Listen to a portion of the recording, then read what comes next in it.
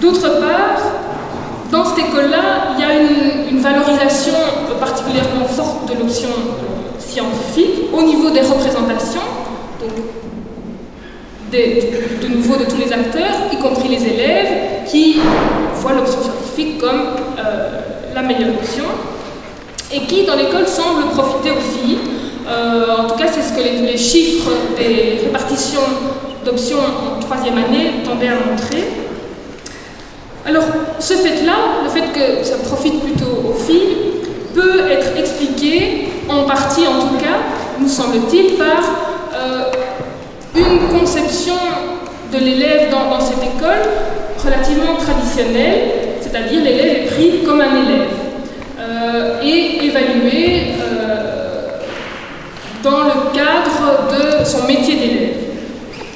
Cette conception plus traditionnelle de l'élève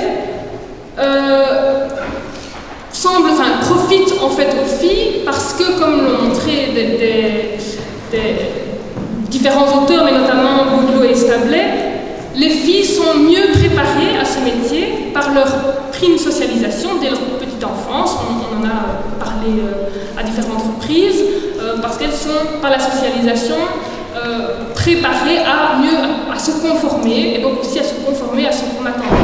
Donc une évaluation qui se base sur la réalisation du métier d'élève est plus favorable aux filles. Alors, voilà donc quelques constats principaux des trois études de cas.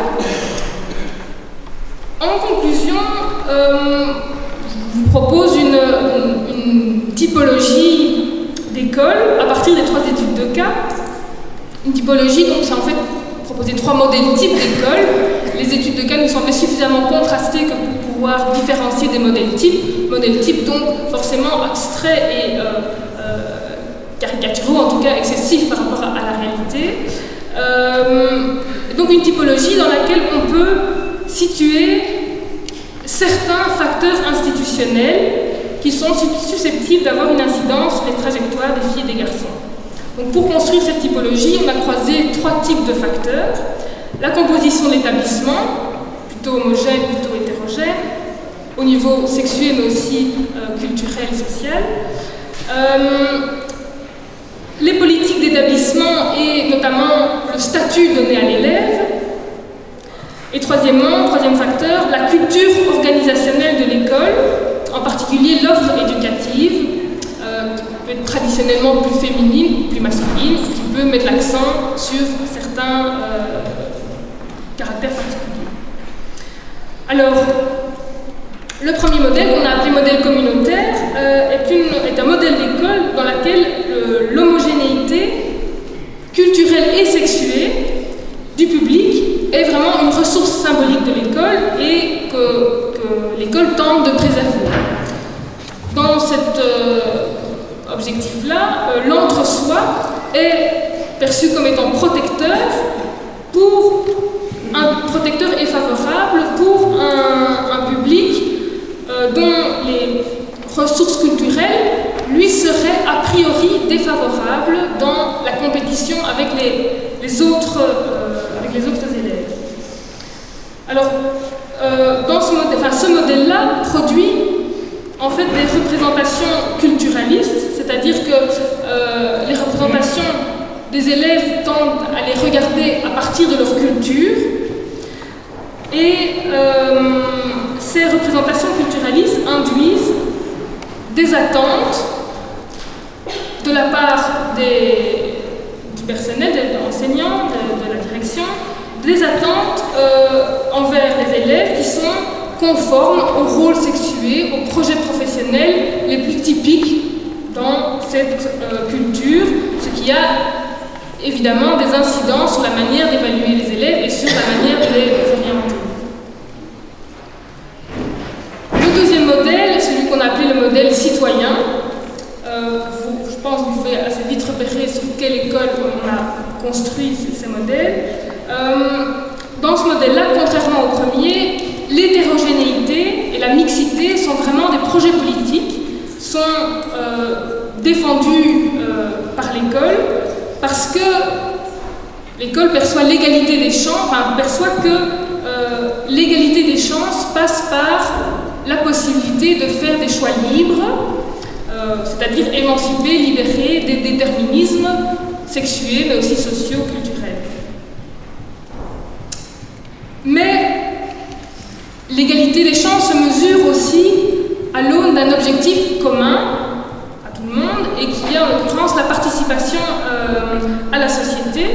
Et donc, l'école vise aussi à former un élève qui soit compétitif sur le marché du travail.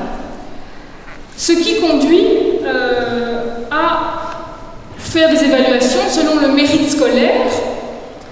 Et comme j'ai tenté de le montrer, ce type d'évaluation peut aussi produire des mécanismes ségrégatifs.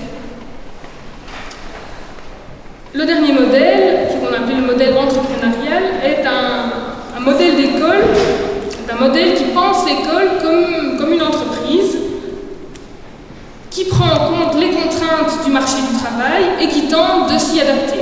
Donc qui fait évoluer son organisation pour s'adapter à l'évolution du marché du travail. Alors, ça conduit l'école à s'organiser dans une double dynamique. D'une part, ça conduit l'école à tenter d'allier les formations traditionnelles qu'elle propose et qui font son caractère, qui font aussi son identité, avec des formations qui trouvent place dans des niches professionnelles nouvelles et prometteuses. Mais ça conduit aussi l'école à chercher à se rendre plus attrayante pour les filles, puisque les femmes occupent une place beaucoup plus grande qu'auparavant sur le marché du travail, donc à diversifier l'offre de formation et les choix possibles. Sans pour autant s'émasculer, sans pour autant enlever le caractère masculin originaire historique de l'école.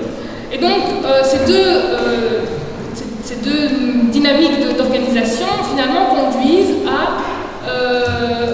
à développer des filières à la fois très fortement sexuées, et masculines en l'occurrence, et des filières qui sont vraiment mixtes dans leur conception et dans la manière dont les différents acteurs se les représentent. Voilà, alors ces trois modèles donc, sont, comme je disais, des modèles types évidemment, qui ne prétendent pas couvrir de manière précise les écoles, certainement pas les écoles étudiées, ni même de couvrir l'ensemble des facteurs institutionnels influents, mais plutôt des modèles types qui filtrent chacun à leur manière les paramètres qui interviennent dans la différenciation des trajectoires scolaires. Les paramètres sexués, mais aussi sociaux et culturels. On en a parlé en fin de matinée, les trois types de facteurs, et c'est vrai que notre étude a voulu tenir compte de ce fait-là, les trois types de paramètres contribuant à la différence de parcours. Alors, sur cette base-là, donc, les recommandations qu'on a voulu formuler voulaient, premièrement, ne pas privilégier, enfin, l'idée n'est pas du tout de privilégier un modèle, mais justement montrer que chacun des modèles, l'autre partie de l'étude en fait le montre plus précisément, chacun des modèles contribue à produire des types d'élèves différents. Et donc, il nous semblait qu'il ne fallait pas privilégier un de ces modèles, mais plutôt favoriser l'information. L'importance de l'information a été soulignée par à peu près toutes les recherches. Une information sur, évidemment, les facteurs sociaux, les stéréotypes qui imprègnent les conduites et qui influencent l'orientation, mais aussi sur les identités des écoles et l'effet de ces identités sur la différenciation des orientations. Cette information devrait être évidemment à destination à la fois des familles pour qu'elles puissent se situer et mieux contribuer, qui tendrait à mieux contribuer à une meilleure maîtrise de ces logiques, mais aussi c'est une information pour l'école elle-même, pour que les écoles puissent prendre conscience des effets que leur valeur, que leur projet, que leur organisation peut avoir sur ces différentes trajectoires.